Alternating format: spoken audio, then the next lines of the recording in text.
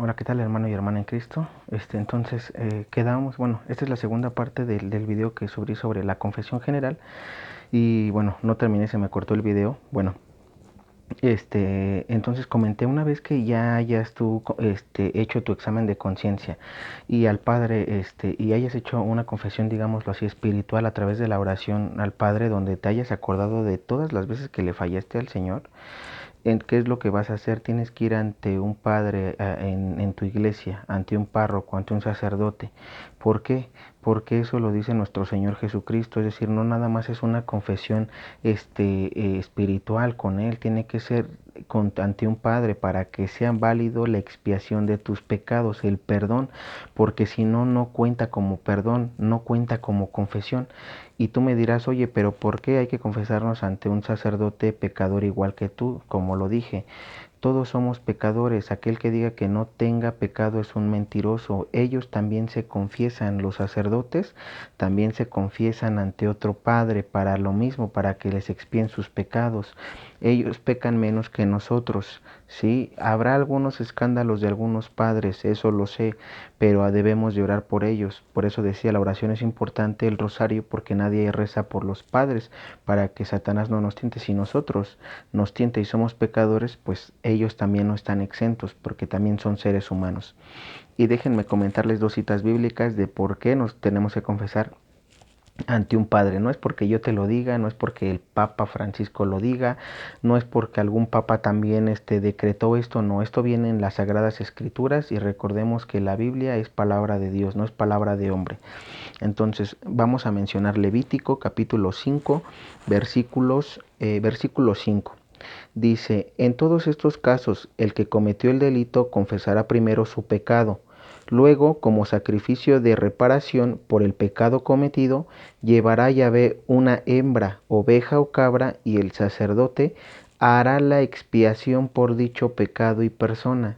Vemos cómo aquí en Antiguo Testamento Levítico dice cómo el sacerdote es el que hace la expiación del pecado. Entonces, Él es el que perdona el pecado. Si bien es cierto que Yahvé estaba presente también dentro del arca, pero los sacerdotes de Aarón eran los que perdonaban los pecados. Y la Biblia es clara y lo dice, no lo estoy diciendo yo. Dice, y el sacerdote hará la expiación por dicho pecado.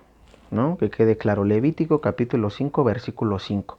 Ahora, eso es Antiguo Testamento donde todavía no venía nuestro Señor Jesucristo. Nuestro Señor Jesucristo viene y reafirma que hay que confesarnos ante una persona, ante un padre, un sacerdote. Escuchemos el Evangelio de Juan, es San Juan capítulo 20, versículo 21. Dice, Jesús les volvió a decir, la paz esté con ustedes. Como el Padre me envió a mí, así los envío yo también. Dicho esto, sopló sobre ellos y les dijo, reciban el Espíritu Santo, a quienes descarguen de sus pecados serán liberados, y a quienes se los retengan les serán retenidos. Escuchen lo que dice nuestro Señor Jesucristo entonces. Él le dice, así como mi Padre me envió a mí, yo los envío a ustedes, a sus discípulos. Y entonces les dice, a quienes les retengan el pecado, se les serán retenidos, y a quienes se los expíen o se los liberen, se les liberará, o sea, se les perdonará.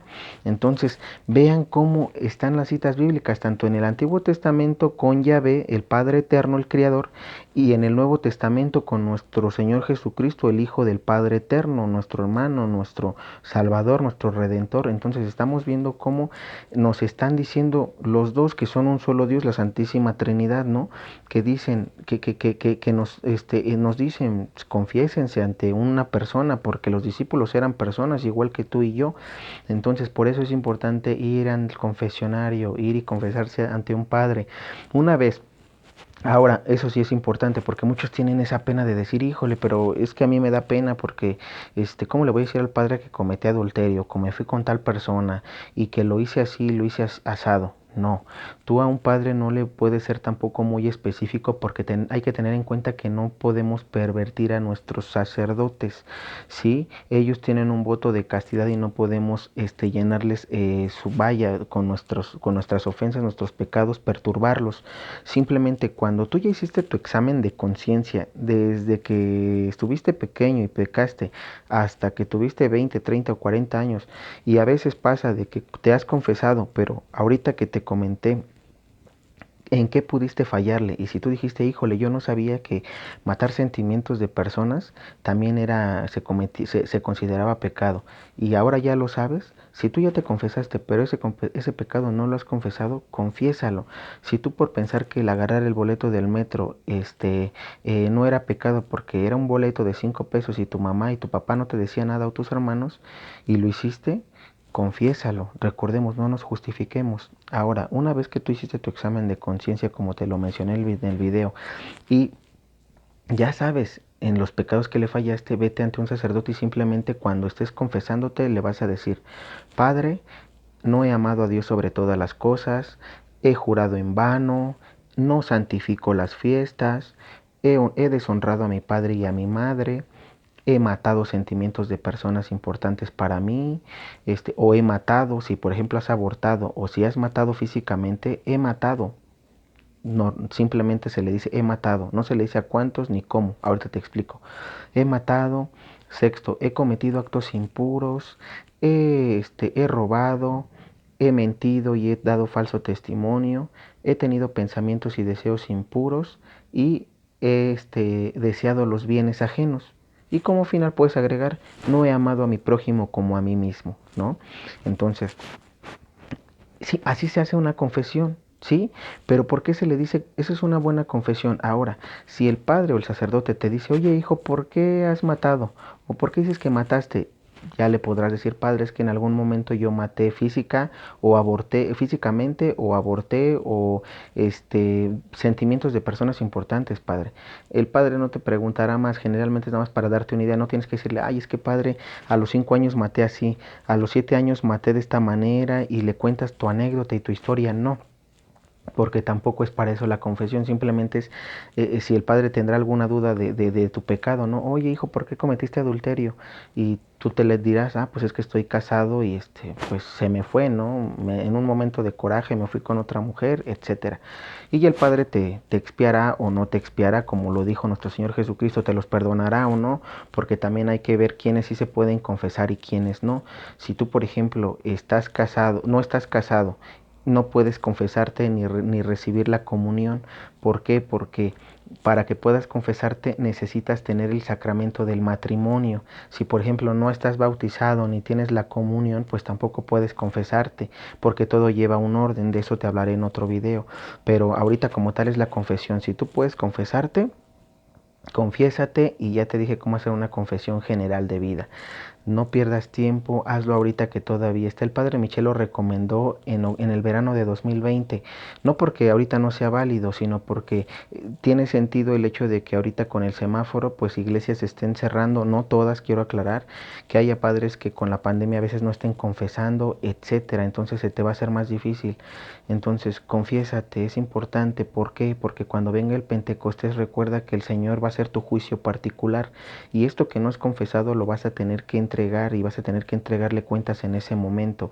Es mejor confesarte para que no sufras tanto ese día, porque recuerda que si bien es cierto va a ser una iluminación de conciencias, pero el Señor le ha dicho al Padre Michel, durante esos 15 minutos que dura el Pentecostés tú vas a estar en el infierno, en el purgatorio o en el cielo, dependiendo de tu vida, dependiendo de cómo tú viviste tu vida acorde a los mandamientos o te valieron. Sí, puedes estar teniendo esos 15 minutos de sufrimiento en el infierno o en el purgatorio. Y en el purgatorio recuerda el diario de Santa Faustina Kowalska. Santa Faustina Kowalska ha dicho que en el purgatorio todas las almas se están quemando, están sufriendo porque se queman. Imagínate, pon una mano en la veladora, arriba de la llama, y cuánto tiempo vas a aguantar.